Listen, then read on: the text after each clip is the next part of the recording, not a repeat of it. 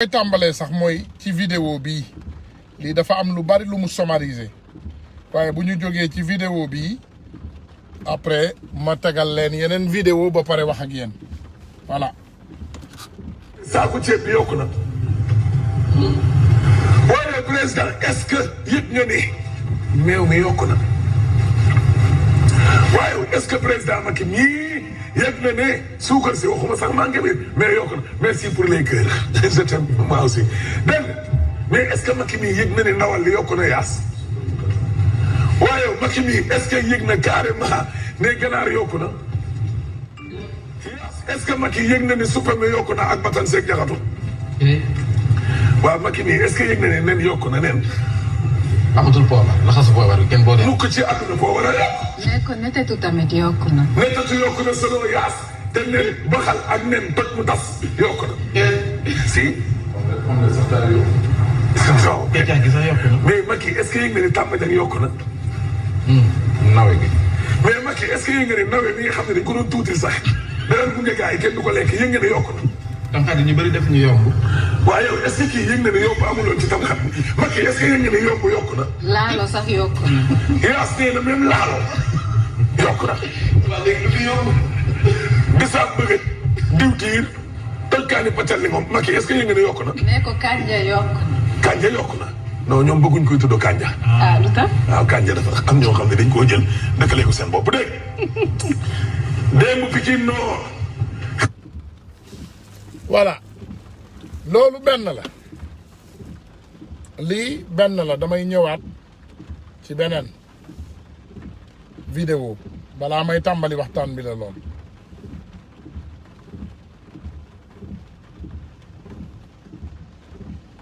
ne vous en faites pas tey moom vidéo yi mat na lépp a ngi sur place léegi lépp dafa yokku léegi déggul leen Macky mu wax ñu naka la ñuy def ba njëgal yi di yokku. loolu daf lay wane kon ci njëg yi ci gouvernement bi la ndax gouvernement bi mooy def ay taxes yokk taxes yi parce que li mu soxla ci doxalin li mu soxla ci ay tukki li mu soxla ci jëndi avion li mu soxla ci ubbi ay ambassade ci am ay ministère dafa diisaay boo xam ne pour mu mën ko def faaw mu teg lu diis ci njëg yi donc loolu la ñu njëkk a dindi wàññi ni nguur gi doxee diisaay bi pour que alal ji mën a dem ci askan wi ci anam yu gën a set. voilà defe naa dégg ngeen loolu de yéen ñu bari am na loo leen comprendre ci waxtaan bi lépp yokku na Sénégal suukar yokku na warga yokku na ceeb yokku na meew yokku na nen yokku na lépp yokku na ci biir réew mi lépp moo yokk waaye Macky Sall dafa am lum ñu waxoon nee na loolu saa yoo ko gisee gouvernement bi moo am lu mu soxla bu bëggee jënd ay avion wala mu bëgg a jënd ay mbir yéen a ko déggal seen bopp lii du lu ñu inventé waxi Macky Sall la léegi kaay leen ma tegalaat leen ko après nag dama leen di indil avion ba Macky Sall jënd ndeysaan mu dem photo wu ci Sénégal yaa ngi dee ci xiif Macky Sall dem photo wu il ne choisit même pas les bons temps day def mbir pour naqaral doomu Sénégal yi pour won leen nekk moom li muy def moom la neex léegi ma wanaat leen ko encore une fois rek jéggal leen ma xam naa ne nag sonn ngeen waaye naa leen ko dégluloo une fois encore s'il vous plaît rek ngeen jéggal ma te yàlla rek tax dama bëgg ngeen déglu boo leen dégloo après ñu ñëw ci waxtaan bi jéggal leen ma baal leen ma ak. est-ce que yëg nga ne saako ceeb bi yokku na. waaye président est-ce que yëg nga ne meew mi yokku na. waaye est-ce que président Macky mii yëg na ne suukar si waxuma sax manqué bi mais yokku na merci pour les cœurs je t'aime moi aussi dégg mais est-ce que Macky mii yëg na ne ndawal li yokku na yaas. waaye Macky mii est-ce que yëg na carrément ne ganaar yokku na. est-ce que Macky yëg na ne suppame yokku na ak batan seeg jaxatu. waaw Macky mii est-ce que yëg na ne nen yokku na nen. amatul poobar laxasu poobar kenn boo dee. mukk ci àdduna poobar a yokk. mais kon netetu tamit yokku na. netetu yokku na selon yaas te nen baxal ak nen toj mu tas yokku na. si. moom la sax daal yokku. waaw gàncax gi sax yokku na. mais Macky est-ce que yëg na ne tàmbajang yokku na. nawe gi. mais Macky est-ce que yëg nga ne nawet bi nga xam ne dañ ko doon tuutil sax dara bu njëkk ay kenn du ko lekk yëg nga ne yokku na. tamxarit ñu bëri def ñu yomb. waaye yow est-ce que kii yëg na ne yomb amuloon ci tamxarit bi Macky est-ce que yëg nga ne yomb yokku na. laalo sax yokku na. Yaas nee na même laalo yokku na. waaw léegi lu fi yomb. bisaab bëgg diwtiir toj-kaani pàccal li moom Macky est-ce que yëg nga ne yokku na. nee ko kanja yokku na. Kanja yokku na. non ñoom bëgguñ koy tuddoo Kanja. ah lu tax. waaw Kanja dafa am ñoo xam ne dañ koo jël dëkkale ko seen bopp dégg démb Pikine Nord.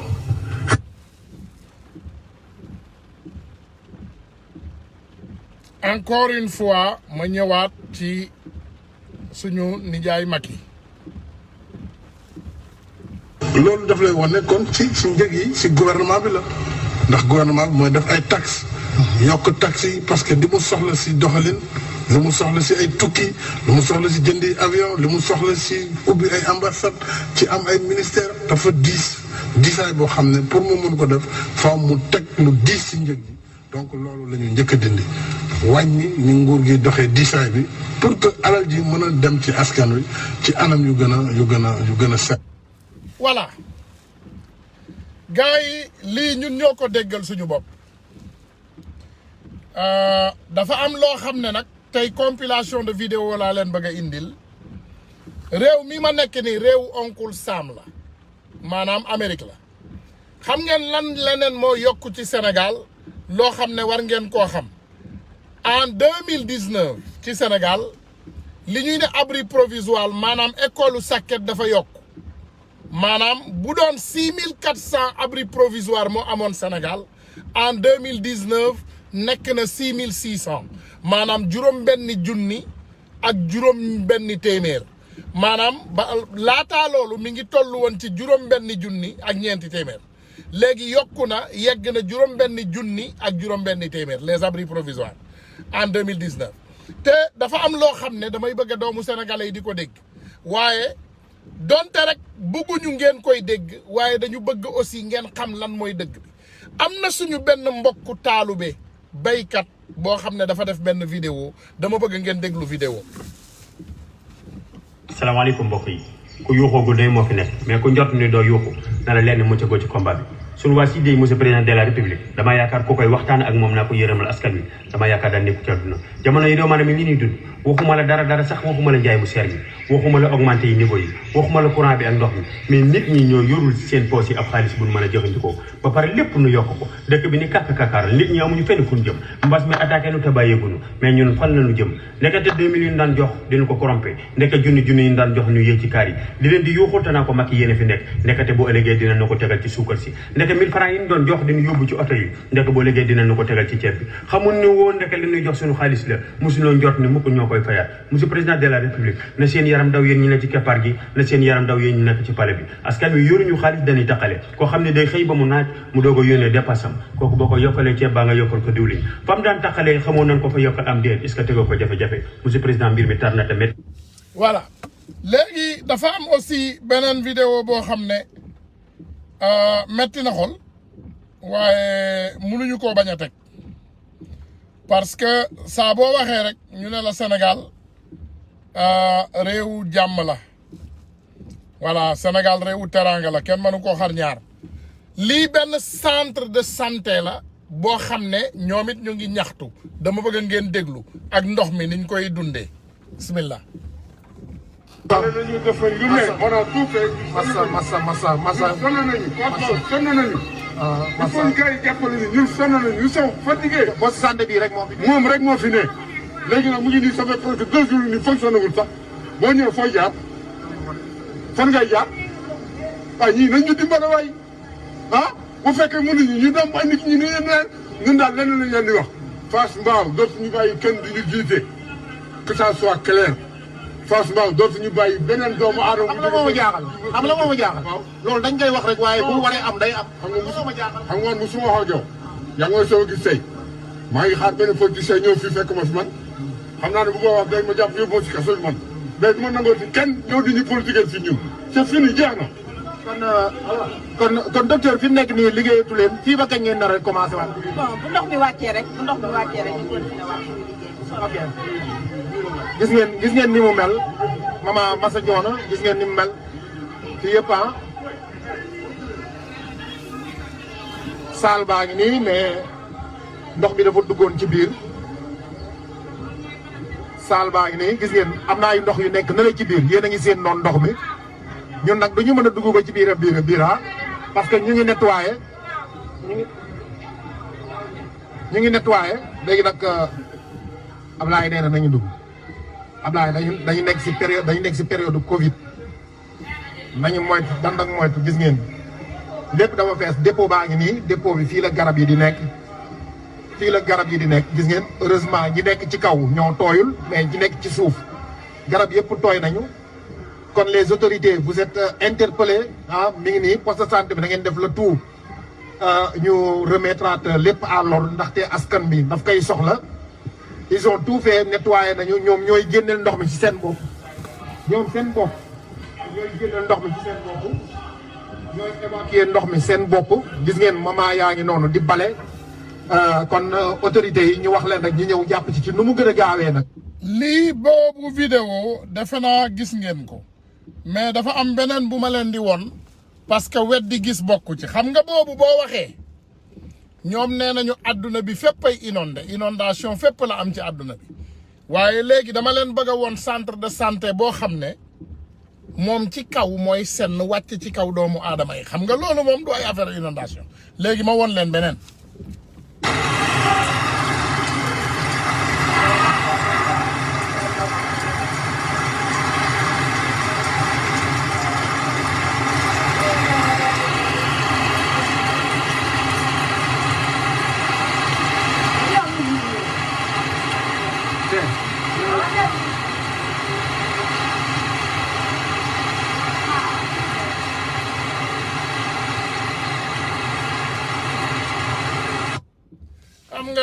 mes frères et sœurs il faut que doomu sénégalais yi yeewu et aussi les lanceurs d'alerte il faut que vous ayez le courage à dire la vérité aux Sénégalais parce que mënuñu dëkk ci ab réew te ñun ñëpp ñu bokk ko te ñu gis ci ay doomu aadama yoo xam ne amuñu respect pour doomu réew mi ay doomu aadama yoo xam ne seen doxalin méngoowul ak bëgg-bëggu réew mi ay doomu aadama yoo xam ne seen doxalin puukare lañ ci war a gën a mën a gis que vraiment bëgg sa réew vraiment je pense que sénégalais yi war nañoo mën a delloo siwaat seen xel sénégalais yi war nañu mën a delloo siwaat seen xel encore une fois que ñu xam ne dañoo nekk ci ab réew moo xam ne ay délinquants ñoo ñu jiite du ay nit yoo xam ne dañoo respecté parce que barki dem boo njaay ngeen fi gis Macky Sall quand j'ai vu la photo je pense que dans un pays normal dans un pays où tout marche photo boobu fierté la waaye réew mu mel ni Sénégal réew moo xam ne 6600 abris provisoires la am réew moo xam ne amul hôpital de première qualité fenn nag ci réew mi réew moo xam ne paj mi nit ñi amuñ ci accès dafa cher réew moo xam ne dund mi dafa yokku te président de la république ci boppam ne président mooy yokku dund pour bëgg-bëgg réew mi nee na parce que dañuy yokk taxi pour bu ñu soxlaa ay avion ak i nangam moom moo ko wax jàngi fi boo leen bëggee ma tagalaat leen ko réew yu mel noonu je pense que réew moo xam ne sa genn wàllu ab nit ñi ñu ngi ci suufu ndox half of your people are on the water half of Senegalese people are on the water ci temps boobu suñu président de la république di génn di photo wu ci avion boo xam ne dafa jaggi dayoo encore une fois photo wu ak ay ministres yoo xam ne ñoom ñëpp dañoo jàpp seeni loxo sëgg mel ni ñoo xam ne ñu ngi gàttanlu ab buur c'est extraordinaire c'est inacceptable et c'est inadmissible il faut que sénégalais yi ñu yeewu ñu xam ne Sénégal nekkul ci yoonu yokkute Sénégal nekkul ci yoonu defaru Sénégal nekkul ci yoonu mbaax Sénégal ay nit ñu normal jiite wuñ ñu boo tolloo ci ab réew au 21e siècle réew moo xam ne tey ñun suñu dirigeant yi mënuñu sax tabax kër suturaalu mais kër gu ñu tabax dañ koy ne fàngaaral pour adduna bi yëpp gis ko ngistal boo demee taxaw kër Alioune Sall situé à 1 kilomètre de Guédiawaye tu peux pointer le doigt et dire que c'est cette maison qui appartient à Alioune Sall boo bëggee dem tey këru ñoom Mamour Diallo les grands voleurs de l'État man ngaa tollu à 1 kilomètre nga joxoñ baaraam ne gis nga kër gu oore doore ba la ngay gis mooy këru diw ñun dëkk yi ñu nekk sax muy dëkk yi gën a avancé ci àdduna bi amu fi gis nga borom naqar mën naa am naqar mu comprendre ko mais xam nga lan mooy yokk naqaram ku koy kokkoli tey par exemple je prends l'exemple sur moi-même et je me punis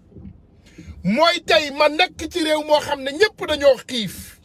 man ma yor lekk bu gën a rafet ma yor ginaar di lekk di doser di romb nit ñi di lekk wala photo wu ci sax amaanaa dugal ñëpp gis te xiifang leen di bëgg a rey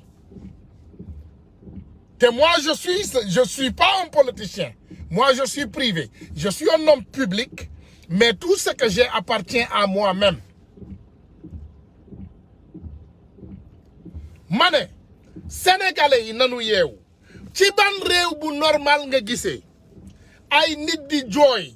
di xataraayu naan vraiment ñoom ni ñu dëkkee moo gën a grave corona ci puup la ñu dëkk les gens habitent dans le déchet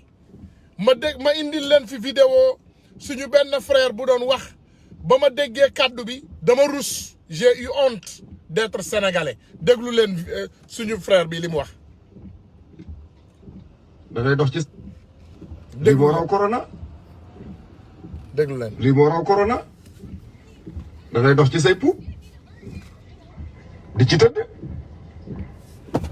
nga ne da ngay faj jàngoro mun ta nekk. yow sa douche bi ni mu mel nit mënu ci dem de. ah il faut nga tëmbal ko ci fooy dem da ngay dem taxal ci mbedd bi di puub magum jëmm doo ko def il faut nga ñëw teg ko fa rek booy romb mu topp la waaw mais doo dem ci mbedd mi summee ko gone yi di la xool.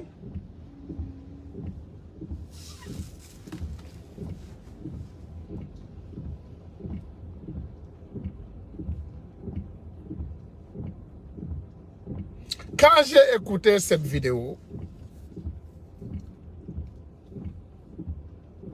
j'ai eu mal au cœur. Sama xol bi dafa doon metti. Parce que kii sama frère la. C'est mon papa, c'est mon oncle, c'est mon fils. Titre boo ko mën a jox moom la doon ci man. Ay doomu aadama dañu dëkk ci biir kër. Toilettes yi ñooy génn léegi Sénégal ce n'est même plus le problème seulement d'inondation mais le problème de sanitation santé bi ci boppam problème mu santé ay doomu aadama toog ci biir kër dëkk ci biir kër bu ñu demee wanag comme ni mu ko waxee da nga koy tëmbal ci biir ndox mu ñëwaat ci kaw topp la maa ngi mës a wax ak benn paa maa ngi mës a déglu benn kilifa buy wax paa 3 étages 2 étages yooyu la am këram 2 ou 3 étages maa ngi fàtte nombre d'étages bi waaye nee na du toilette bi ci suuf la nekk ñoom pour ñu dem toilette da ngay jël benn genre pot wala mbuus yéeg ci kaw toog ci dem ci toilette après nga takk ma ne ko ngeen def ko nan mu ne ñu sànni parce que en réalité nit mënul dajale feces maanaam sa demum toilette nga koy denc sa biir kër ci Sénégal boobu la ñu dëkk on habite dans un Sénégal où les Sénégalais n'ont pas droit à la parole on habite dans le Sénégal où les Sénégalais n'ont pas droit amuñu droit dundu ils n'ont pas droit à vivre tranquillement ma ne la damay déglu yenn saay ay doomu aadama yuy wax comme ni ma leen koy waxee toujours sama xol bi day bëgg a génn tegu ci kaw table nit ñu bari dañ may laaj mais Tounkara qu'est-ce que c'est que cette méchanceté vers le président Macky Sall ma ne ko moi je n'ai pas de problème avec le président Macky Sall moi mon problème c'est mon peuple sénégalais j'ai un problème avec mon peuple sénégalais man boobu problème laa am problème bi ma am mooy sama peuple bi nekk ci jàmm délit bi ñu def nag en tant que tout sénégalais et tout sincèrement mooy xool ay délinquants de première qualité ñu jël leen fal leen ci suñu bopp réew bu ñu demee ba góor yi sax amatuñu foo xam ne mën nañ faa laqatu léegi parce que nous notre pays est devenu du n'importe quoi noonu laa ko mën a tuddee am na benn vidéo bu ma war a seet damay def ay njuumte xam nga yenn saay da ngay wax nit ñi duñu comprendre beaucoup de personnes ne comprennent plus bu ñu yëkkatee ay wax di ko wax mais je pense que bu fekkee ne sénégalais yaa ngi dégg sénégalais yaa ngi ñuy dégg te sénégalais yaa ngi gis li xew ci suñu biir réew les sénégalais savent qu'il est temps de prendre nos responsabilités sénégalais yi xam nañu ne il est temps de prendre nos responsabilités Sénégal tollootul ci moment wu waxtaan wala négociation Sénégal tolloowul ci moment boo xam ne doomu aadama yi dañu war a toogaat xaar sax ay élection bien vrai que malgré maa ngi woon nit ñi pour ñu dem bindu ji parce que dëkk bi toll na ci masiba naaru laay boo xam ne ñetti at yi di ñëw mooy gën a tar malgré tout ce que nous disons nag ngeen jéggal parce que boo xoolee njiitab réew rek di nga xam ci ban anam la war a doxalee réew moom boo xoolee njiitab réew di nga xam ci ban anam lay doxalee réewam njiitu réew boo ko xoolee salaamaaleykum maaleykum salaam rek di nga xam kii ci ban anam la nar a yoree réewam et je pense que les Sénégalais aujourd'hui amatul kenn koo xam ne dafa nekk ci biir Sénégal koo xam ne dañ ko warati wax ni Sénégal di waaj a doxee parce que ñëpp xam nañ ko everyone knows même xale yi am ñetti at tey boo leen laajee naka la Sénégal war a doxee xam nañu ko ils le savent même les enfants de 3 ans dafa am benn vidéo boo xam ne benn politicien sénégalais moo ko def bu am xam-xam dama bëgg ngeen déglu ko déglu ñaata at la Amérique am Amérique bii ma nekk réew mi ñaar téeméeri at ak lu topp la am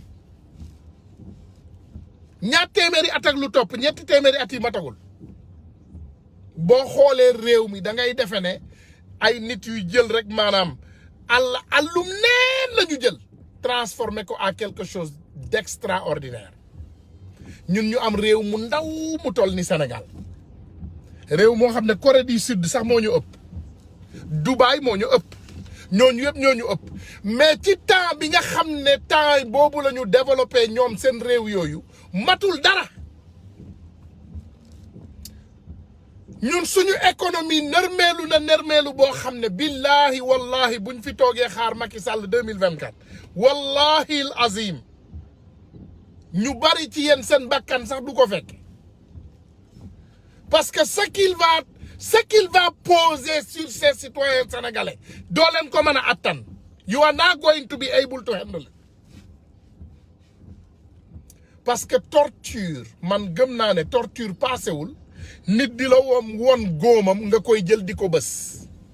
nit di la woon góomam fi gën a metti ci moom nga jàpp ko di ko bës sadik paasewul loolu les Sénégalais pleurent de famine les Sénégalais pleurent ñu ne ñoom ñu ngi dëkk ci ay inondation ñoom ay jafe-jafe la ñuy jooy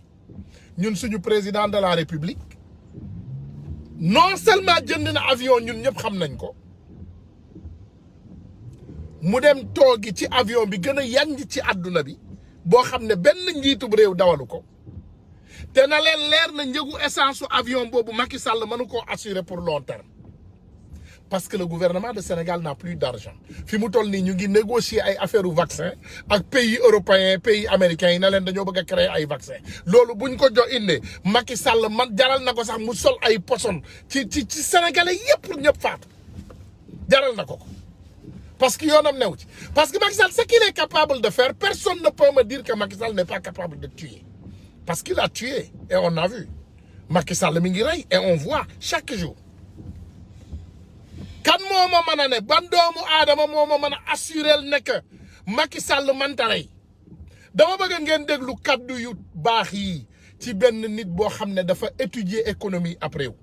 xool réew moomu nu muy doxee xool réew moomu ni mu avancé mu bëgg a jël modèle boobu pour ñëw instaurer ñu ko Sénégal déglu leen le président Ousmane Sonko ci ay kàddam. À l'échelle de l'histoire humaine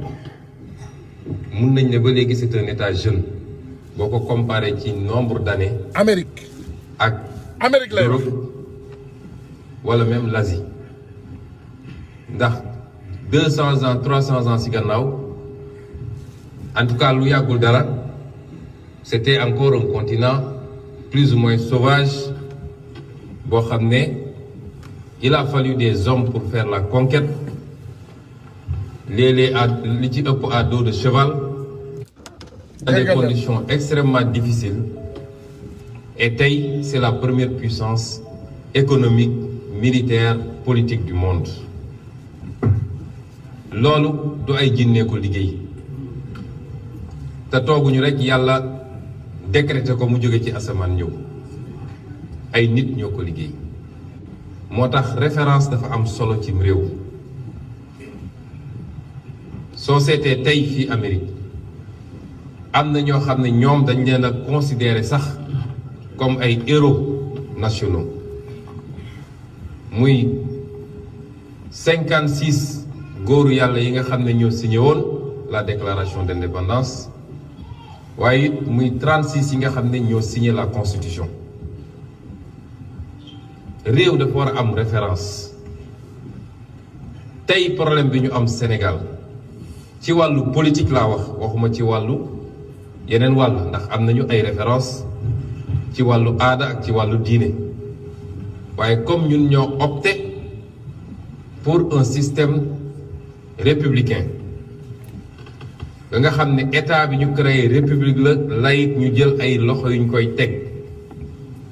ci fànn woowu problème bi ñu am mooy dina jafe trop ñu am benn référence absolue boo xam ne tey mun na def unanimité ci lu ñu mun a ne def na ko mu mun a doon lu ñuy wëyee lu mu fi bàyyee ay wëy ba xam ne suñuy sëtaat comme fii tey Amérique bi ñu jëlee seen père fondateur yooyu def leen sax élever leen sax au rang presque de Dieu waxin la nag kon am réew dafa war a am un moment dans sa vie boo xam ne dafa war a am une génération bu accepter sacrifier pour ce pays poser les actes qu'il faut parce que fii suñuy wax père fondateur ça n'a pas été facile mooy seen bakkan seen alal seeni njaboot lépp accepté woon nañ ko sacrifier ci loo xam ne leeroon na leen ni ñoom duñu fekk njëg. Ce qui est extraordinaire, c'est des personnes qui se sont sacrifiées dans ce pays. maa ngi leen di indil benn vidéo wu Louis Farrakhan et il s'adressait aux Africains. La vidéo est en anglais xaw ma ndax am na translation mais bu ko amul man dinaa leen ko wax au fur et à mesure que moom muy wax man dinaa leen ko tekkil ci tubaab pour ngeen dégg li nga xam ne mi ngi ko doon wax ñun suñu waa réew maa ngi leen koy indil.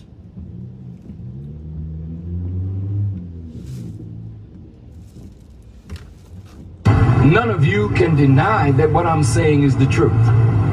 mu ne kenn mënul weddi ne li may wax dëgg la xam ngeen ne dëgg la soit ngeen nangu ko wala da ngeen tapet pour wax ko parce que da ngeen bëgg a faveur fii wala faveur fële mu ne yéen ay jullit ngeen te man nit ku ñuul bu ñu libéré la mu ne soxlaw leen dimbal mu ne yéen a defe ne soxla ngeen dimbal mais soxlawu leen dimbal mu ne li nga soxla mi ngi nii ci say suufu tànk waaye yaa ngi koy wër fu ne mu ne loolu mooy problème mu Afrique mu ne nga wone sa bopp ci àdduna bi comme ay saraxukat international sa problème du Israël sa problème du Amérique sa problème du Europe sa problème yow la ak ni ngay dépendre ci ñeneen ñi loo nga xam ne mën nga koo defal sa bopp nga koy xaar ci ñeneen mu ne ndimbal bi ngay wuti mi ngi déjà sa biir réew ndox maa ngi fi naaj baa ngi fi les ressources sont là ngay xaar nag européens yi ñeneen ñi ñu ngi am alal ci ñun pendant que ñun ñuy souffrir mu ne pourquoi duñu liggéey indi doomu Afrique biir Afrique ñu liggéey parce que doomu Afrique yaa ngi partout ci àdduna bi mu ne Amérique mi ngi souffrir te yéen am ngeen lépp mu ne war ngaa rus xool keneen di saraxu di yelwaan di wut ndimbal feneen te bàyyi sa bopp mu ne ban réew moo lay jox 20 millions de dollars am nga ko fii ci sa biir dëkk mu ne mi ngi fii ci sa biir dëkk mu ne mi na nga accepter say responsabilité mu ne na nga accepter say responsabilité li nga soxla yëpp mi ngi ci sa biir réew mi nañu xool lan mooy suñu responsabilité te ñu bañ a xool ci ñeneen ñi voilà j'ai essayé vraiment de l'interpréter to the best of my ability parce que dama bàyyi vidéo bi di daw may génn aussi di ko jéem a interpréter ni ma koy déggee mais ci gàttal li mu doon wax doomu africain yi mooy lenn l'Afrique a tout ce qu'on a besoin pour développer l'Afrique waaye tey boo toogee lan mooy ñun suñu modèle bi nga xam ne moo gën a yomb ci ñun mooy tàllal loxo déggoon nañ ko ci gelwaar boo leen ma jéggalee ma indi ko ci gelwaar parce que kii li mu doon wax ak gelwaar li mu doon wax c'est la même chose seulement gelwaar l'a dit en wolof et celui-ci l'a dit en anglais dama koy indiwaat gars yi du borom xam-xam yi du pour ñi jàngul ak ñi jàng du loolu taxul may wax mais pour ñi nga xam ne peut-être il se demande des questions quel est notre problème gelwaar may leen ma indil leen ko voilà gelwaar jéggal leen ma indil leen ko ngeen dégg ko voilà jéggal leen ma indil leen ko voilà déglu leen le discours de Gelwaar c'est suñu xarit muy Gelwaar voilà baaraam buñ talal yelwaan la dégg ngeen ñu njiit yaa ñu dajale fii li yelwaan la te dégg ngeen suñu njiit yi ñuy sant ak di gërëm ngir maande gu amul ab ci suñu tur ñun ñëpp ñi fi nekk ak ñi fi nekkut jagleel ko ñi ñu jox ndimbal li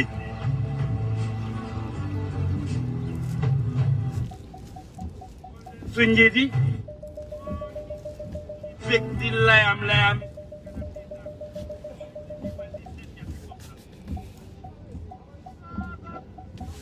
jom ak ngor gu nekkoon ci suñ biir soo ñoo ñàkk jom kenn amatu fi jom ndax xam ngeen ne réew yi ñu yónnee may gi ci jippi ak tiitar dañuy ree sax fañ dëkk ndax xam ngeen loolu exactement mën naa koo seet rax ca doli suñu doom yu góor yu jigéen yi nga xam ne ñu ngi dund ca seen biir foofa ci bitim réew exactement gàcce rey na leen mënatuñoo sigi xool kenn ndax gàcce mënatuñoo sigi xool kenn ndax gàcce dëgg la suñu réew mi coono bu nekk wàcc na fi bajal mu nekk wàcc na ci réew mi waaye loolu ñun ñoo ci war a taxaw du kenn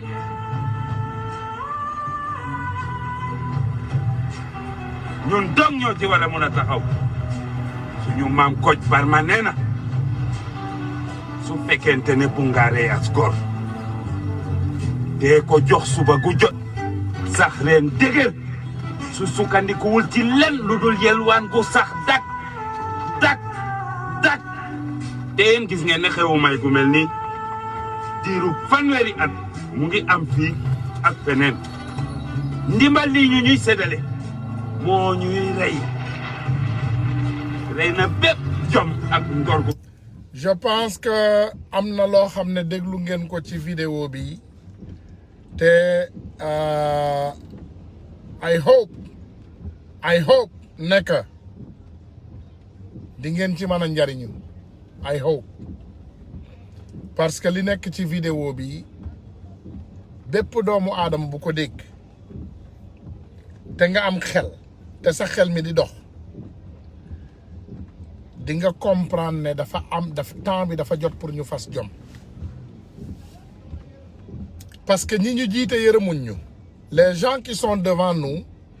maanaam ñoom mensonge bu leen entretenir seen individualisme ñoom fen la yoo xam ne dañ koy wax pour entretenir li nga xam ne ñoom moom la ñuy dund ñoom ay fenkat la ñu yoo xam ne dañoo chroniquer moo tax par exemple démb ma loon den wax njariñu mythomanie am na ñoo xam ne xamuñu lu mu tekki un mythomane ñoom dañ koy jël rek jàppee ko caaxaan mais c'est en fait une maladie dafa am mythomane am kleptomane xam nga mythomanie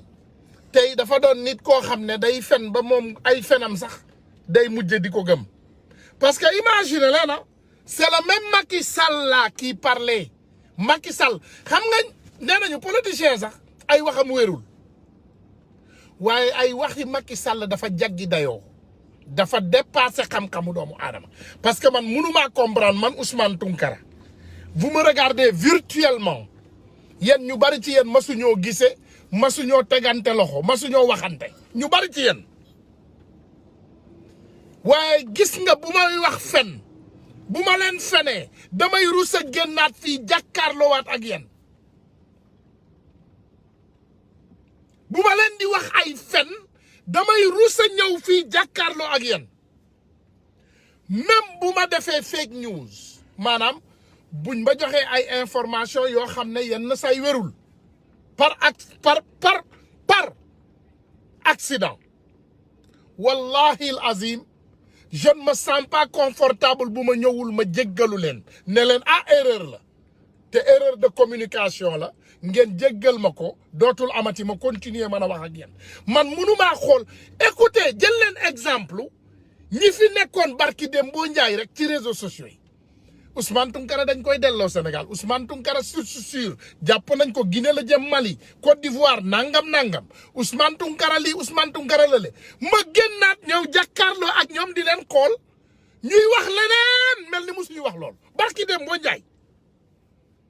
man loolu bu doon man la dal du ma génn damay xaru wallahi bu doon man la dal dootuma waxati je ne pourrais plus ouvrir ma gueule si c'était moi peut-être qu'on est différent politiciens yi ñu yor ci Sénégal tey mën nañoo fen mën nañoo sàcc waaye léegi dañ ci puukare tegal ñu ci mais dama toog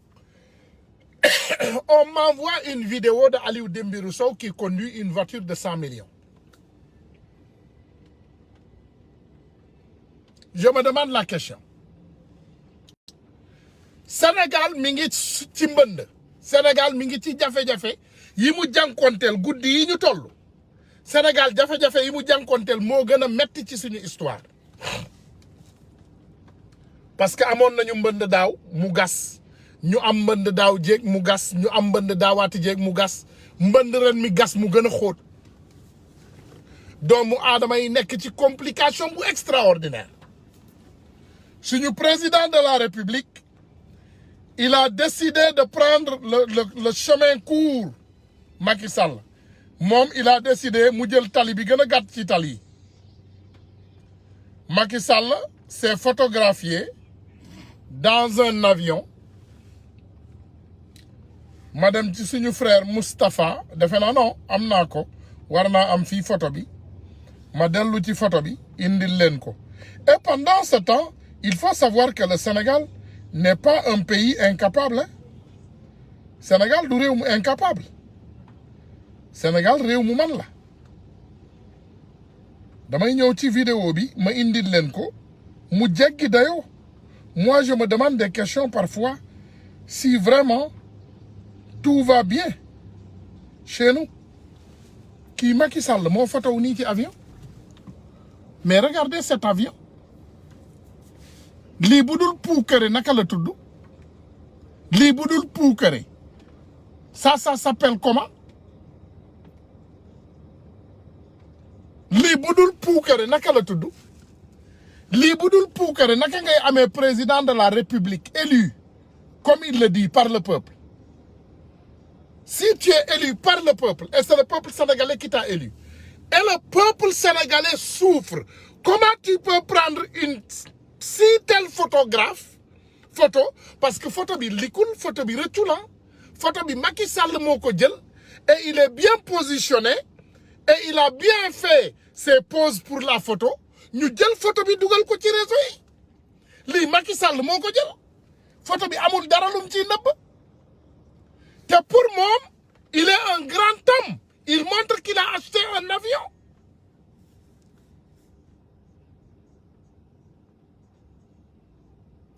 Non, attends. Fatou Mehdi, je vais te dire une chose. Manti Otolai Ligue. Une Land Cruiser haut de gamme, fully loaded, is $110,000 US. Tax y compris. Boko jëlee nga dugal ko ci bateau nga yóbbu ko Sénégal nga war ko fayal dédouanement, c'est presque à 30 ou 35 millions de francs CFA. Boo jëlee $120,000 pour arrondir, qui va te donner aux environs de 70 millions wala 65 millions, nga yokk ci benen 35 millions, boko arrondir, ça te donne 100 millions. Au minimum, cette voiture coûte 85 millions francs CFA, sans discussion. Lolo amul benn werante. Donc lolu mom buñ fi ñëwaat di delu ay $80,000, fan ngay jëndé Land Cruiser $80,000 ci Sénégal? Ça n'existe nulle part. Man rek defena buma djoumul, j'ai eu des photos à des personnes qui m'envoient des Land Cruiser pour me les vendre au Sénégal et ils me donnent des prix. Et quand je demande le prix le plus bas qu'il me donne, c'est 65 millions à 70 millions. Et ce n'est même pas des tout nouveaux. Donc, xamal lolu. Amna kou me proposer Land Cruiser 70 millions sous douane. Donc, demande-toi la question. 70 millions, la ma wax sous douane. Donc, 70 millions, si tu as sous douane, beaucoup de douane 30 millions, ça te vaut combien? Ça te vaut exactement 100 millions. Parce que le prix,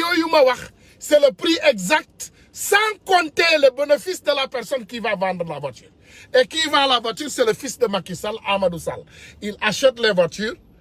au prix en gros avec l'argent des Sénégalais. Il revient, on lui donne le contrat à vendre toutes les voitures de luxe à toutes les personnalités de la République. Amadou Sall. Voilà, si nous avons indi khalis pour coronavirus, il détourne 20 milliards et le donne à Amadou Sall. Amadou Sall prend cet argent et l'investit pour acheter et revendre des voitures. Regardez le Sénégal ni mu nexé rek. Sénégal ni mu nexé. Président de la République da fay créer disons ben contrat, da fay créer ben la bëgg wax ben donnez-moi projet. Voilà, le président il crée un projet.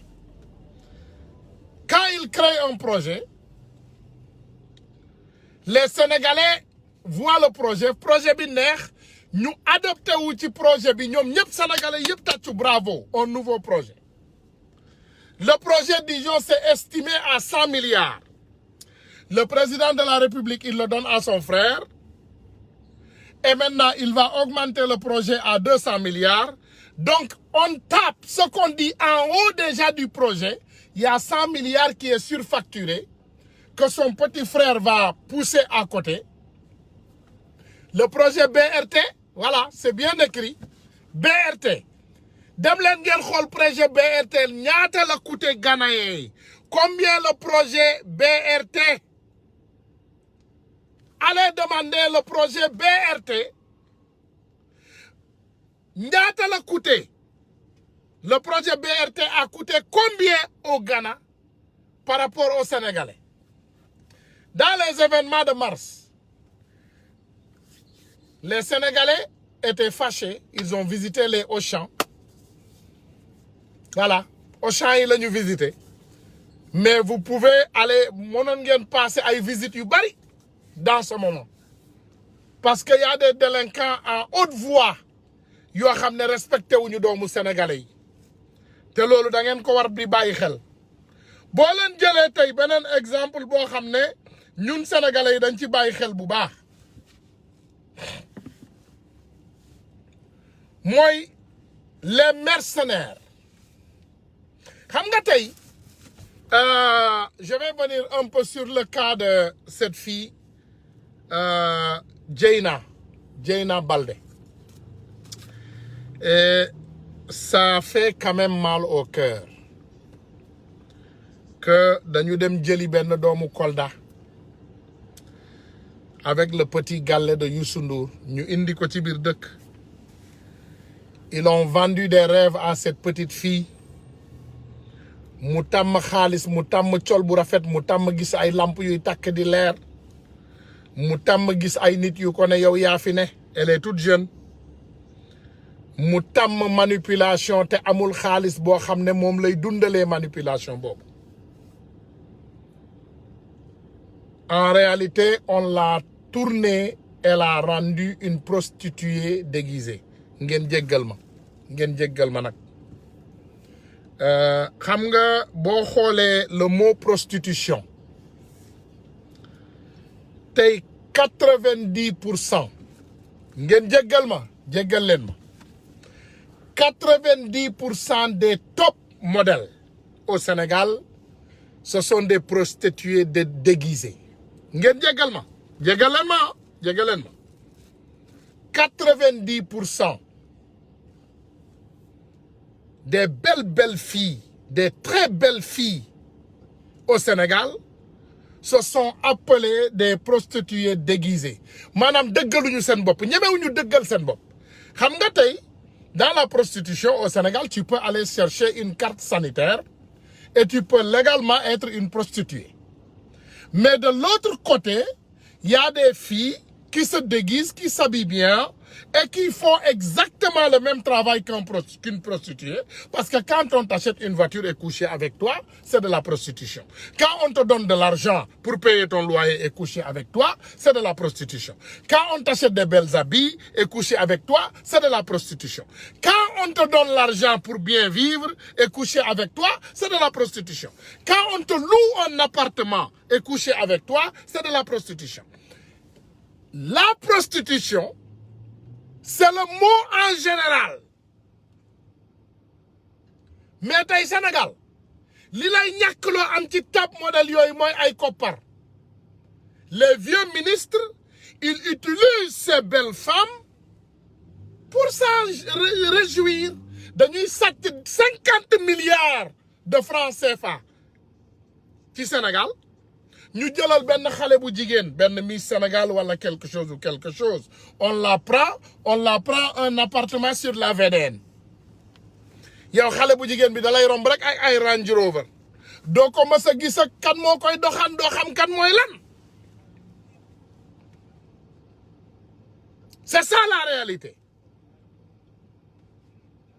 doo xam kan mooy kan.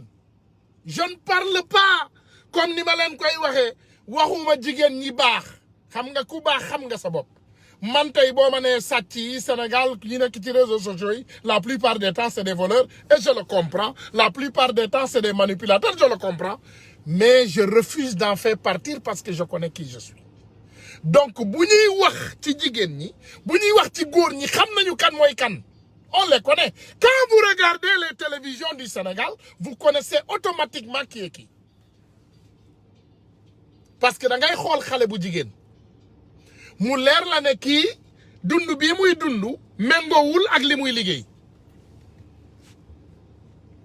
xam ngeen ko vous en connaissez beaucoup ndax xam nañ fi ay président de la République ak ay xale yu jigéen yu mu ko seqal. Encore une fois on a vu même notre président de la République ay jigéen yuñ koy jiiñ une prostituée prostitution déguisée quand ils voyagent toog leen ngeen xool dafa am lu ma leen di wax adapté wu leen ci Snap wala ngeen dem ci TikTok wala Instagram da ngay jékki-jékki rek boo jékki-jékkee rek nga xool sa Snap wala sa Instagram nga gis benn gelu sénégalaise bu la won ne la mi ngi Angleterre xam nga président mi ngi Allemagne ana président mi ngi Allemagne ana ministre yi ñu ngi Allemagne ñu ci bari léegi xale bu jigéen bu jekk boo leen gis fan yi mu posté Instagram ne la maa ngi France wala maa ngi Italie wala maa ngi Belgique te Sénégal la dëkk xamal ne Allemagne la bëgg a wax elle veut te dire que elle est en Allemagne et elle se voit avec cette bande de vagabonds parce que bu ñu jógee Allemagne ñoom quand ils sont en Allemagne dañuy débranché wu daw ñëw ci seen benn appartement France wala dem Angleterre wala dem Los Palmas Espagne wala dem Espagne ci boppam xam nga xool ci dëkk yi foofu ci entourage mais noonu nga leen di jàppee foofu la ñuy toog ci Instagram boobu di jaay xale sénégalais yi taar di leen jaay ay gént il vend aux enfants des rêves léegi ñun suñu xale yu jigéen yu ndaw yooyu loolu moo leen di yàq il dit que ah ma chérie gis nga diw la super modèle nangam gis nga ko dem na Allemagne nangam donc moi aussi c'est ce que je vais faire pour aller en Allemagne donc moi aussi je vais chercher un garçon et beaucoup d'argent donte yenn saay xam nga ne problème moo ciy juddu comme le cas de cette petite fille Dieynaba mu ànd nag ak benn frère am ndeysaan saa bu masiba naaru lay di am frère bi au lieu mu protéger doomam mu bokk ko ci wetam rek mu protéger sœuram mu bokk ko bu gilaawaali di am rek frère bi mooy nekk de co-conspirateur maanaam moom mooy bokk ci conspiracy bi yu mel noonu moo ñuy yàqal Sénégal yu mel noonu mooy delloo Sénégal ginnaaw yu mel noonu mooy toroxal doomu Sénégal yi booy yar sa doom da ngay jël say responsabilité xam naa tey par exemple ay situation yoo xam ne da ngay gis mère muy sœur ak di mag di keneen nga dëkkal sa doom ci biir kër mu tàggu la yaay maa ngi génn te ñëw solu ba rafet xeeñ parfum ba neex dem génn ci biti ñëw ne la yaay am maa la kii lii voilà jox la 50 000 francs ou 100 000 francs yow ak fierté nga mën a jël xaalis boobu togg ko dundalee ko sa beneen njaboot jox nga sa njaboot ji xaraam ñu lekk ko parce que déjà xamuloo xaalis bi fu mu jóge loolu bu doon xaalisu njaaloo la jox nga sa famille xaalisu njaaloo ñu lekk ko te daf leen di alak parce que xaalis bu xaraam boo ko dugalee ci sa biir dalay alak amoon na temps fii may wax mooy bi politiciens yi di génnee ay billets avion di ko may ay doomu aadama ne leen dem leen mag l'argent volé l'argent détourné kenn mënu koo légaliser xaalis bu ñu sàcc kenn mënu koo légaliser donc suñu sœur yooyu ngeen di jël di leen jox xaalis bu bon boobu ñu koy jël di ko yóbbu ci seen kër yi yéen a ngi am bàkkaaru njaaloo am bàkkaaru jox ay doomu aadama xaalis bu xaraam ñu koy lekk ci biir kër parce que xaalis boobu lewu leen politiciens yooyu nag boole ko ak puukare ak banditisme ak caay-caay xale yi jigéen yi sax ngeen war a mën a xoolaat seen bopp c'est important de parce que jigéen alalu lu valeur la loo xam ne yàlla moo ko indi ci àdduna ku yem toog sa kër dinañ la fa fekk si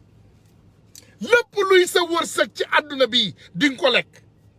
bu leen kenn nax du kiñaan bu la nit ne bul jël alalu sàcc di ko yóbbul sa yaay wala sa baay loolu du kiñaan Sénégal rek laay gis nit ne la moytul alalu xaraam baaxul nga ne kii de daf ma iñaane waaw liñ may la may soxore moom la may iñaane non kooku daf la bëgg parce que yowmal xiyaam di nga layoo xaalis boobu nga xam ne jox nañ la ko te légalul ba pare nga jël ko encore joxaat ko sa njaboot ñu dugal ko ci seen biir yowmal xiyaam di nga ko layoo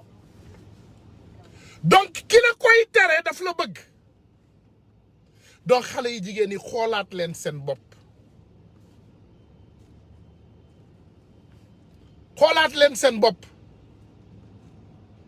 xoolaat leen seen bopp da ngeen di xoolaat seen bopp baax ngeen lool xoolaat leen seen bopp parce que li dal Dieyna mii du dara lu dul parents yoo xam ne ils ont fauté jël seen doom bu jigéen jox ko un délinquant de Youssou Ndour mu lijjantil ko petit galle mu dugal leen ci ay situation ba pare assumé wul ay responsabilités am bàyyi xale yooyu ci biti requin yi jël leen di leen lekk. C'est ça notre problème au Sénégal. Il y a des personnes qui ne sont pas bonnes dans une société. Amérique dañuy ne all money is not good money. Xaalis yëpp du xaalis bu baax déedéet xaalis am na ci boo xam ne boo ko lekkee sa bakkan mën na cee des. Donc doomu aadama yi nañu delloo siwaat suñu xel yi encore cette situation avec notre sœur man na dal kenn ku nekk ci yéen bàyyi leen ci xel de nañ ci bàyyi xel bu baax a baax parce que dañu nekk ci société bu ñu bëgg a defar te defar ci borom lay njëkkee boo bëggee defar société da ngay defar sa bopp ba nga baax nga mën a génne ay kaddu di ko yóbbu ci société boobu pour doomu aadama yi mën koo jëfandikoo. Donc dañu bàyyi loolu xel bu baax a baax. Je pense que jafe-jafe yi ñuy dund Sénégal ñun ñëpp gis nañ ko mettit bi nekk Sénégal ñun ñëpp gis nañ ko waaye jarul jaay sa dignité jarul def ay mbir yu illégal. Cette sœur elle a fait des choses qui sont très graves elle risque la prison barki Dembo Ndiaye la ko fi situation dal ak Diop Isaac ñun ñëpp ñuy dóor sur la table ñun ñëpp ñu génn xeex. Fan la mujjee ñu génne ko ci problème mu Diop Isaac elle s'est rentrée encore entraînée dans d'autres choses donc nañu bàyyi xel rek comme niñ koy waxee nul n'est parfait je n'essaie pas d'être parfait duma prophète man mii di wax ak yéen damay bàkkaar te saa yu ma bàkkaaree ma jaakaarloo ak sama borom ñaan ko mu jéggal ma kenn matut waaye bàyyi leen xel lu ëpp nag tuuru parce que dans notre société aujourd'hui la délinquance a dépassé ses bornes loolu nag du dara lu dul njiit bu bon ci ab réew parce que bu réew bu ko njiit bu bon jiitee yàlla bu jéppee ab réew lépp daf fay dagan te Sénégal dafa mel ni looloo ñu fa dal rey nit sax tey man ngaa rey nit Sénégal te dara du la ci fekk nit mën naa def masiba naaru laay bu nekk ci biir Sénégal dara du ko ci fekk rien nit day def masiba naaru laayu dëkk bi yëpp dara du ko ci fekk donc nañu bàyyi xel nañu delloo siwaat suñu xel te comprendre ne suñu réew daf ñu soxla le Sénégal a besoin de nous Sénégal daf ñu soxla Sénégal daf ñu soxla tey boo xoolee mafia bi la drogue les faux billets boo xoolee situation yi nga xam ne yëpp moom moo ñu dal ci Sénégal am na yoo xam ne peut-être dootuma ci mën a yegg ndax xale yu góor yi ñëw nañu dugg nañ ci biir oto bi waaye dinaa wax li nga xam ne rek moom moo jaar yoon pour ñu mën cee waxtaan ñu mën cee mën a déggante waaye tey boo xoolee les faux billets nga xool li nga xam ne moom mooy la drogue au Sénégal nga xool mafia bi nga xool indiscipline bi nga xam ne moom moo am ci suñu biir dëkk bi nga xam ne ñun on a des problèmes et on a des problèmes sérieux boo xoolee tey par exemple les mercenaires de la plume mais c'est une prostitution déguisée prostitution du ci góor rek amin du ci jigéen rek am na ci góor prostitution comme ni mu amee ci jigéen noonu la amee ci góor ni mu amee ci jigéen noonu la amee ci góor et nos mercenaires c'est des prostituées déguisées boo leen xoolee mercenaires yi lu ñuy def ñu jox leen xaalis ñu yàq nit fenal ko sosal ko bind ay caaxaan bind ay mbir yoo xam ne méngoowul ak dëgg pour lan pour ñu jox leen alal pour ñu fay leen mais c'est de la prostitution la formation déjà d'un individu sur le travail que tu mènes, la dignité, loolu dafa am loo xam ne dafa war a changer nit.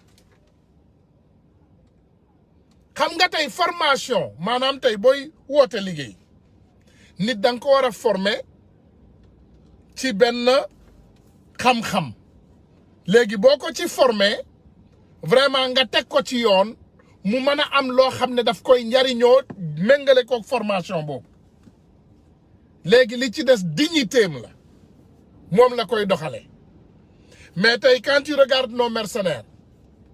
parmi eux il y a des journalistes qui se dénomment assermentés xamuñu sax luy assermenté et ils ne respectent pas les serments ay journalistes lañu ñu war a nekk ay nit yu war a tas xibaar di wax dëgg di ko jaarale ci yoon di ko teg ci yoon te duñ ko def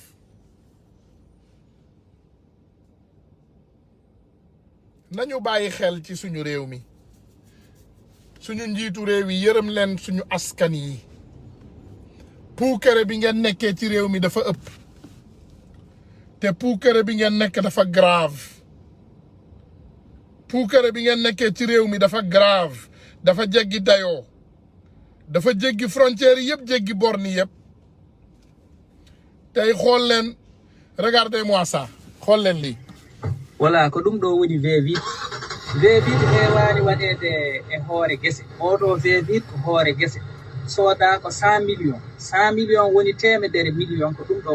o V8 sooda kono noon bawɗo soodde oto temedere million fotano darade e ngeeɗo nangue ɗeɗo gese kono noon en jii an boni dare nder ngeeɗo nangue honorable minen min cikkanno ko oto coodaɗo ko fotino wonde temedere million kooku Aliou Dembourou Sow la ma indil leen vidéo bi nga xam ne Aliou Dembourou Sow moo xam ne mi ngi ameel suñu benn sœur xaw ma ndax mën naa sax jot suñu sœur bi Fatou Dianka bu ma ko mënul jot tey Dembourou Sow la bu ma ko mënul jot tey Fatou Dianka dinaa ko jël beneen jour mais damay indi déjà Aliou Dembourou Sow vidéo bi ci boppam vidéo originale bi ci boppam ma won leen ko ngeen xool exactement nous on vit où ñun fan la ñu nekk on est dans quel pays on est dans le Sénégal bi nga xam ne ñun ñëpp ñoo ko bokk Sénégal bi nga xam ne ñun ñëpp ñoo fay yeewoo et y a certaines qui ont des millions beaucoup de millions kenn xamul fuñ ko jëlee ndaw si yóbbu na sax benn rapport OFNAC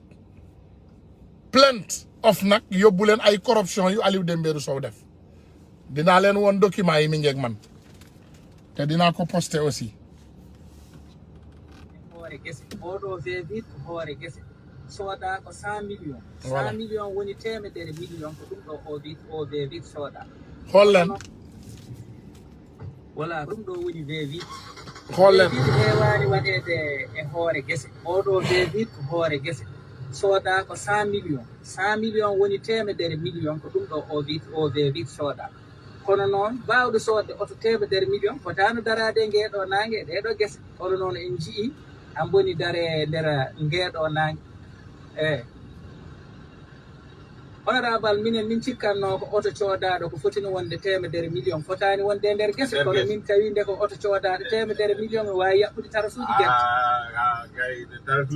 kay tarasuji guerte jaani nayyi kono oto moƴƴata kono oto kadi jogo soode temedere million kadi tawe hoore nayyi tawe hoore baali tawe kadi e hoore gese nande ɗum woni oto gaynaka ɗo en tout cas fulɓe ɓe fof so hakkillaji mumen baklitinoma e wadde hono ni ko hunde yonde wonan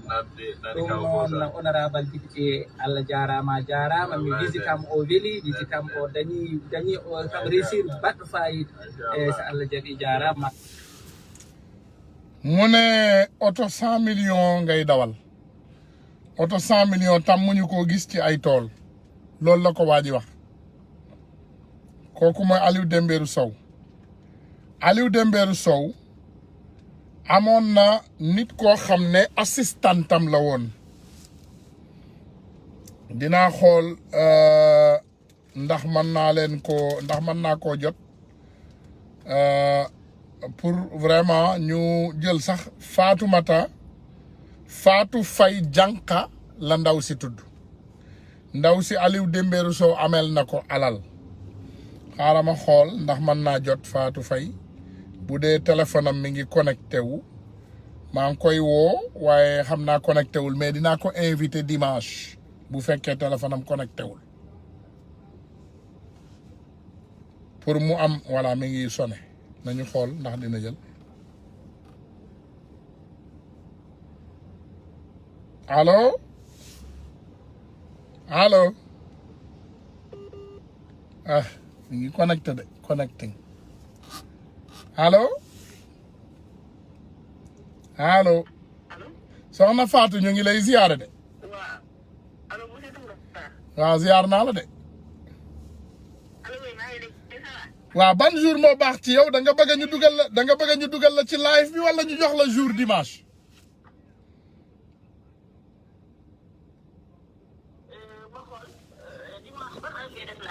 dimanche 11h lay doon ci ñun muy 15h Sénégal dimanche 15h non est-ce que loolu ma arrangé. tey nag arrangé na la wala da nga bëgg ñu wala suba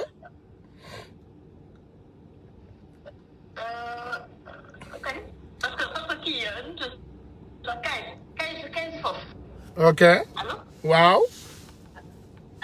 waaw ñu ngi la ma ah waaw baax na c'est bon waaw c'est bon waaw waaw c'est bien waaw c'est bien suñu rakk ju baax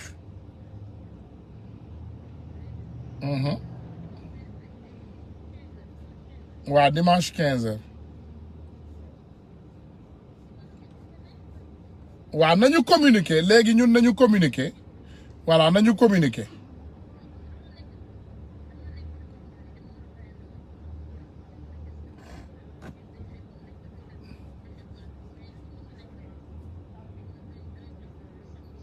Inch'Allah merci beaucoup voilà donc gars yi ñu jéggalu comme préparé wuñu ko te woowuma ko woon à l'avance donc on va falloir prendre un autre jour boo xam ne vraiment dina disponible comme ça ñu gën a yaatal waxtaan bi mais peut-être dimanche bu ci yàlla àndee waaye pour wax leen rek ne que ce qui se passe chez nous est vraiment désolant et très dangereux parce que dañu nekk ci réew moo xam ne ñi ñu jiite faalewuñ ñu te ñu jiite amuñu respect ci ñun ma am beneen photo boo xam ne photo bi gën a désolant bi gën a metti sama xol léegi xool leen li nga xam ne mooy président de la république ak ministre yi yëpp bi ñu gisee président de la république di ñëw dañu jàpp seeni ay loxo ñu sëgg voilà ñoom ñëpp bi ñu gisee président de la république di ñëw dañu jàpp seeni ay loxo ni sëgg mel ni buur buy ñëw ñi nga xam ne ñoom ñoo koy servir a king and his servants. On est dans une république. Ces ministres, c'est des ministres de la République du Sénégal. D'accord, ils sont nommés par décret présidentiel. Mais c'est des ministres de la République. Ils représentent la République du Sénégal. Non, naka la ñuy mëna taxawé président de la République di ñëw ñom ñep ñu japp seeni ay loxo seug melni dañ leen ne buur bi mooy ñëw te kenn bu mu xool buur bi kenn bu mu sa bët bu mu dajeek moom. C'est extraordinaire. Qu'est-ce qui nous arrive au Sénégal? On va où dans ce pays? Fan la ñu jëm? Parce que Sénégal li fa nekk tey jéggi na dayoo gars yi ngeen jéggal ma ko nag jéggi na dayoo Sénégal li fa xew mbaa jàmm la li xew Sénégal est-ce que jàmm la ay ministre de la République du Sénégal ñuy sujjuutal doomu aadama daanaka presque sujjuut laa ko mën a tuddee dafa am benn vidéo boo xam ne c'est vraiment très intéressant pour ngeen xam ne suñu réew am na lépp te mën na lépp suñuy doom dañ leen dimbaliwul parce que ñoom xaalis bi nga xam ne war nañ koo dimbalee doomu Sénégal yi dañ ko séddoo ñoom ci seen biir mu doon lu méttee mu doon li nga xam ne moom moo gën a tax Sénégal dellu ginnaaw.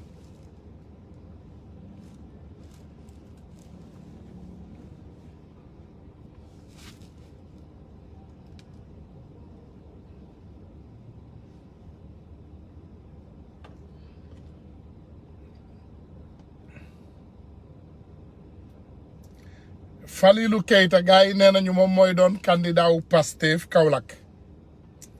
le jeune Falilou Keita moom mooy doon candidat wu Pastef Kaolack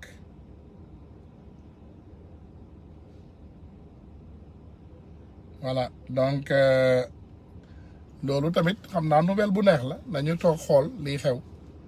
voilà donc ici ma indil leen vidéo bi ñi naan Sénégal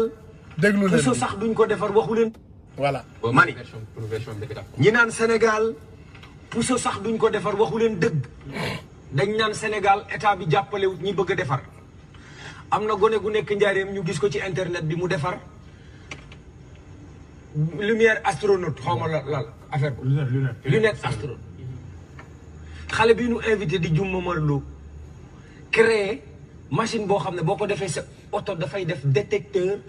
de somnolence ndaw si ñu fi invité Penda mi ñu fi invité mercredi ba passé Penda Fall créé benn machine boo xam ne dafay segg ngelaw am na benn Khadim Bamba Diaby des gosses comme ça il y en a des centaines et des milliers dans le Sénégal et ils sont cachés et loo leen laajee seen benn problème mooy am nañ xam-xam bi mën nañ ko def à outrance mën nañ ko industrialiser waaye l'État ne nous accompagne pas. mais pas. ma daaneel am na fi ku créé njaareem fetal tëgg la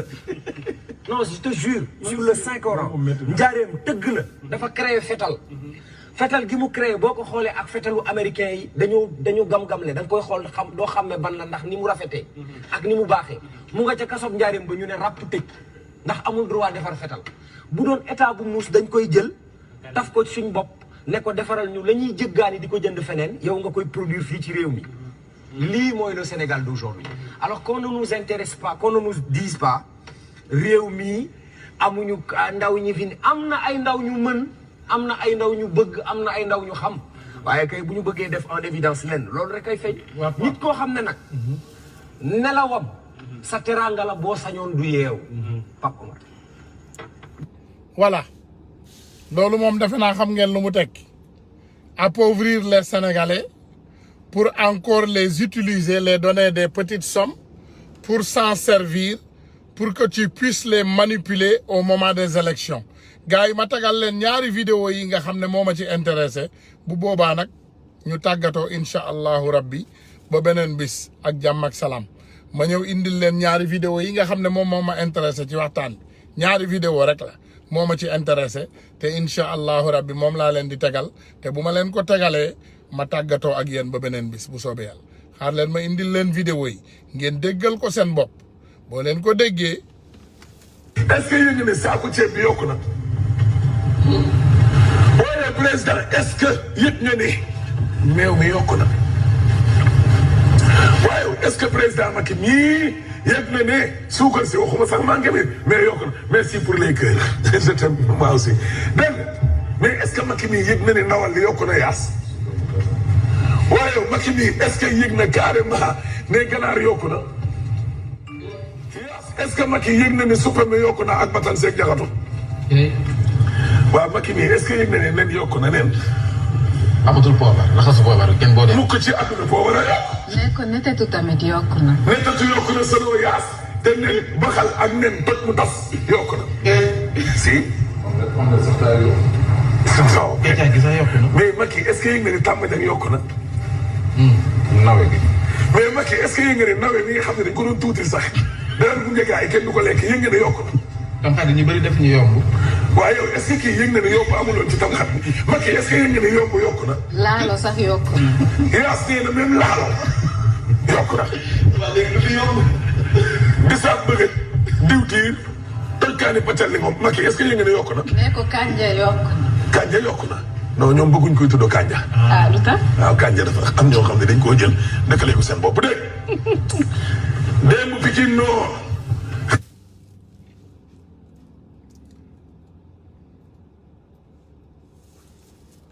loolu daf lay wane kon ci njëg yi ci gouvernement bi la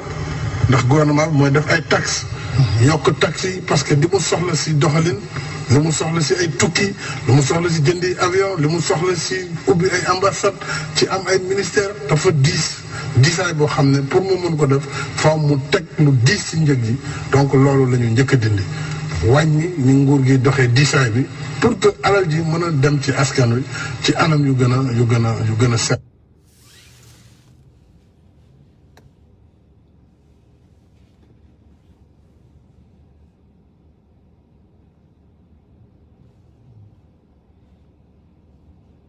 À mon paradis, les salauds ont mis le feu à mon paradis. Les salauds ont mis le feu au paradis. Ces salauds ont mis le feu à mon paradis. Ces salauds ont mis le feu à mon pays, à mon pays, à mon pays. Ces bâtards ont mis les bâtardises dans mon pays. Les bâtards ont mis la bâtardise dans mon pays. Ces bâtards ont mis la bâtardise dans mon pays. Les bâtards ont mis la bâtardise dans le pays. Are you ready? Are you ready? gars yi ma tagal leen musique tàggatoo nag fi mu ne nii waxtaan bi mat na incha allahu rabbi ñu joxante rendez-vous xam naa bu suba bu ko temps bi permettre dinañu ñëwaat waxtaan ak doomu sénégalais yi. di leen remercier ci seen temps ak seen disponibilité ak seeni ay partage parce que suñu but mooy taal xel yi comme niñ koy waxee toujours rek na doomu aadama yi yeewu parce que nit ku yeewu moo mën a jël décision kuy nelaw mënta jël ay décision donc loolu rek mooy suñu vraiment suñu naa ko wax kàddu bi. mooy li nga xam ne moom la ñu bëgg ci Sénégal voilà loolu rek la ñu bëgg ci Sénégal mooy doomu aadama yeewu voilà donc suñu liggéey mooy di lancer ay alerte bu ñu gisee luy dëgg ñu waxal ko ñu wax ko Sénégalais yi bu ñu gisee loo xam ne ñu ngi koy yàqee suñu alal ñu yee Sénégalais yi wax leen ko bu ñu gisee ñuy tooñ Sénégalais yi ñu ñu wax leen ko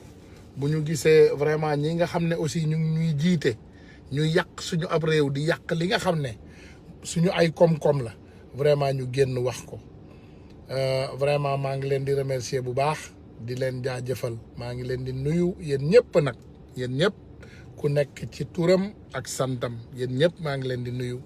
di leen jaajëfal di leen remercier vous êtes extraordinaire parce qu'en réalité dinaa am loo xam ne dinaa leen ko wax information yi soo leen bëgguloon mu tas du tas voilà soo leen bëgguloon information yi tas du tas parce que man ngeen koo dégg jël ko zappe ko wala sax effacé ko te du dem fenn loolu man ngeen ko waaye vraiment vous avez pris vos responsabilités ngeen jël information yi tas ko fépp pour doomu sénégalais yi jot ci donc vraiment ñu leen koy ñaanal nag ngeen am jàmm yàlla continuer wéral seeni cër yàlla continuer may leen kattan yàlla continuer ñoo yee lépp loo xam ne nag dañ koy wax ci waxtaan yii mu doon lu baax xam leen ne ci yàlla la ak yonenteem bu tedd bi lépp lu fi déborder aussi xam leen la ci ñun la te ay doomu aadama lañu et on n'est pas parfait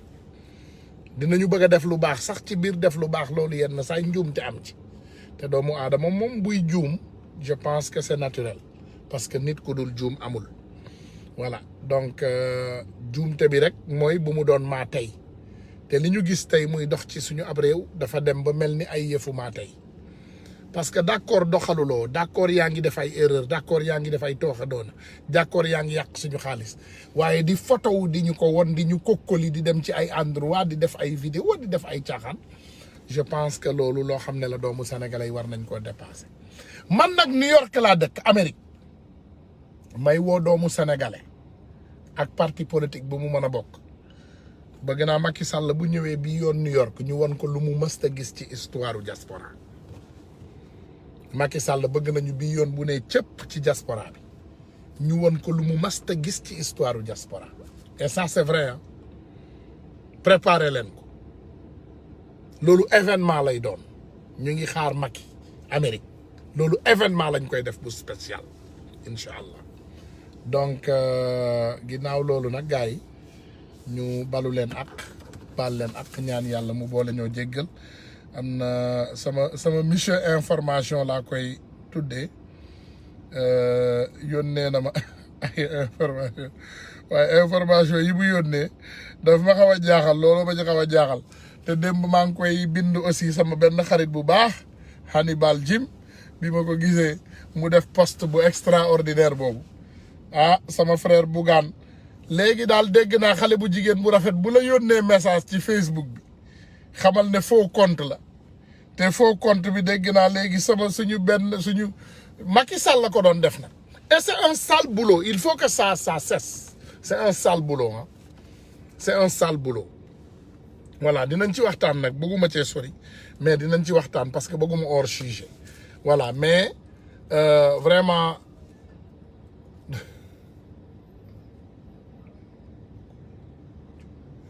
déet El Hadj Balde nit day juum nit ñëpp ñooy juum voilà nit moom yàlla sàkkul ku dul juum parce que boo juumatul rek nekkoo nit donc il faut ñuy juum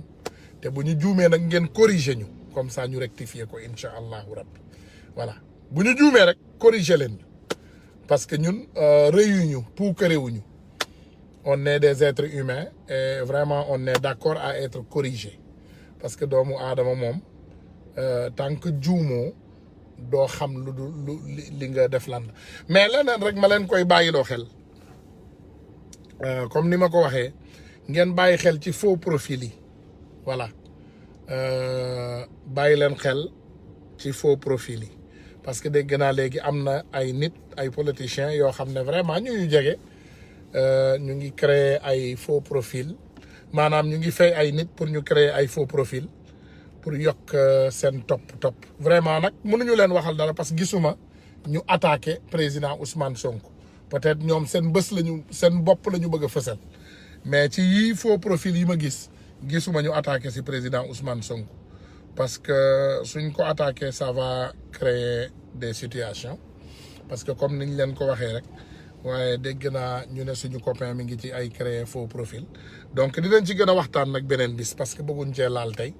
te dese nañu am ay information waaye incha allahu rabbi bu subaa dinañu ñëw yaatalaat waxtaan bi bu dimanche nag ñu yeggali ko incha allah dimanche 11h nañ ko préparer nag incha allahu rabbi même heure rek nañ ko préparer bu ñu ñëwee ñu jàll di ko def comme niñ koy defee toujours mu jaar yoon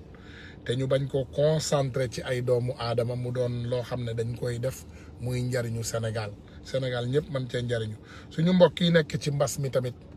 en tant que sénégalais di seen frère dañuy ñaan yàlla na yombal parce que ñu ngi koy yëg ba ci suñu live yi boo leen amul courant ñun dañ koy yëg boo leen amee courant dañ koy yëg boo leen amee ay jafe-jafe aussi dañ koy yëg parce que boo xoolee suñu page yi da ngay gis ne temps yi wàcc na te vraiment ñu ngi leen di remercier bu baax a baax wa asalaamaaleykum